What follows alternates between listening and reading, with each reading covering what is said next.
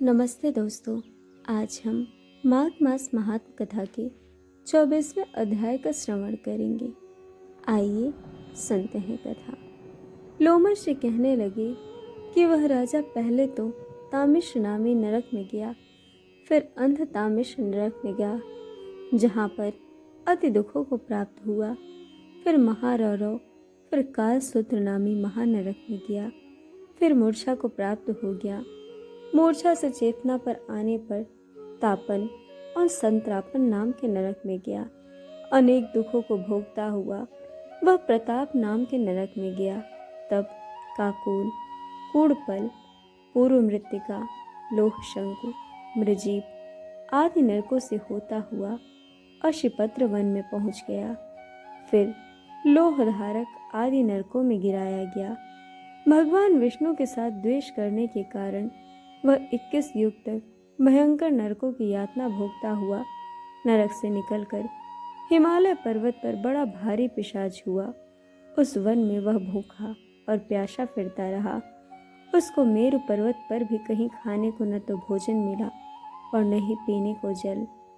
होतव्यता के कारण वह पिशाच घूमता हुआ एक समय प्लुत प्रवश नाम के वन में जा निकला। बहेड़े के वृक्ष के नीचे वह दुखी होकर हाय मैं मरा, हाय मैं मरा ऐसे शब्द जोर जोर से पुकारने लगा और कहने लगा, भूख से दुखी मेरे इस जन्म का कब अंत होगा।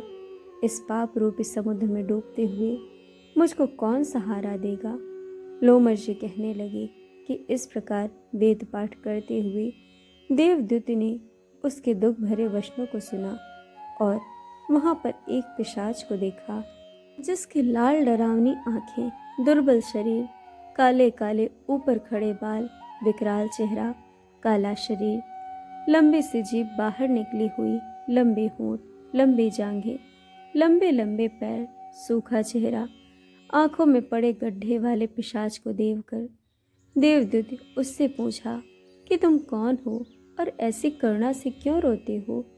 तुम्हारी यह दशा कैसे हुई और तुम्हारा मैं क्या उपकार करूं। मेरे आश्रम पर आ जाने से कोई प्राणी दुखी नहीं रहता और वैष्णव लोग आनंद ही करते हैं। सो हे भद्र, तुम अपने इस दुख का कारण जल्दी कहो, क्योंकि विद्वान मनोरथ पाने के लिए विलंब नहीं किया करते।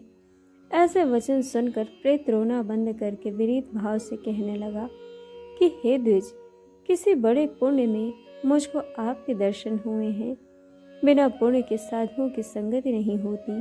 और फिर उसने पहले जन्म का वृत्तांत कहा कि भगवान विष्णु के द्वेष के कारण मेरी यह दशा हुई। जिस हरि का नाम यदि अंत समय में मनुष्य के मुख से निकल जाए तो मनुष्य विष्णु पद को प्राप्त होता है। जो सबका पालन करता है उसी से मैंने द्वेष किया।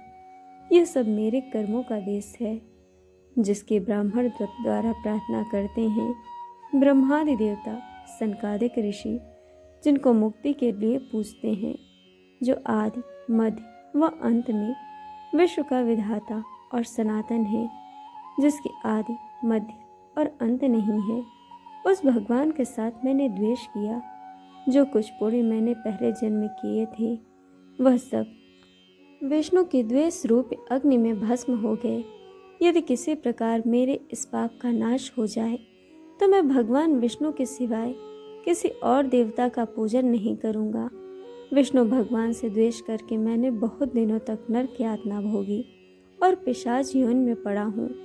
इस समय मैं किसी अच्छे कर्म के योग से आपके आश्रम में आया हूँ, जहाँ पर आपके सूर्य रूपी दर्शन ने मेरे दुख समान अंधकार को दूर कर दिया। अब आप कोई ऐसा उपाय बताइए जिससे मेरी यह पिशाच योनि दूर हो, क्योंकि सज्जन पुरुष उपकार करने में देर नहीं करते। देवदूत कहने लगे कि यह माया देवता, मनुष्य, असुर सबकी स्मृति को मोहित कर देती है, जिससे धर्म का नाश करने वाला द्वेष उत्पन्न हो जाता है। जगत के उत्पन्न करने, रक्षा करने और नाश करने वाले जो सब प्राणियों की आत्मा हैं, उनसे भी लोग द्वेष करते हैं। जिनके अर्पण करने से सभी कर्म सफल होते हैं, उनके भक्ति से मुख मोड़ने वाले मूर्ख कौन सी गति को प्राप्त नहीं होते। चारों वर्णों का वेदोक्त हरि का भजन करना ही उत्तम है, अन्यथा कुमार्ग में चलने वाले मनुष्य नरक के गामी होते हैं। इस कारण वेद विरुद्ध कर्मों को त्यागना चाहिए। अपने बुद्धि से बचे हुए धर्म के मार्ग पर चलने से मनुष्य परलोक के पथ का भी नाश करते हैं। वह वेद, देवता और ब्राह्मणों की निंदा करते हैं। झूठे मन कल्पित शास्त्रों को मानने वाले नरक में जाते हैं। देवाधिदेव विष्णु से विमुख होने वाले नरक में जाते हैं। जैसे द्रविड़ देश का राजा नरक में गया, इस कारण इनकी निंदा नहीं करनी चाहिए और वेद में न कहीं क्रिया को भी नहीं करना चाहिए। लोमश कहने लगे कि ऐसा कहने पर मुनि ने पिशाच को सुमार्ग बतलाया कि माघ मास में तुम प्रयाग में जाकर स्नान करो, उससे तुम्हारी वह पिशाच योनि समाप्त हो जाएगी। माघ मास में प्रयाग में स्नान करने से मनुष्य पहले जन्म के सब पापों से मुक्त हो जाता है। वहाँ पर स्नान करने से मुक्ति प्राप्त होती है। इससे बढ़कर और कोई प्रायश्चित नहीं। संसार में यह मोक्ष और स्वर्ग का खुला हुआ द्वार है। गंगा और यमुना का संगम त्रिवेणी संसार में सबसे उत्तम तीर्थ है। पाप रूपी बंधन को काटने के लिए यह कुल्हाड़ी है। कहाँ तो विष्णु, सूर्य, तेज, गंगा, यमुना का संगम और कहाँ यह तुच्छ पाप रूपी तृण की आहुति।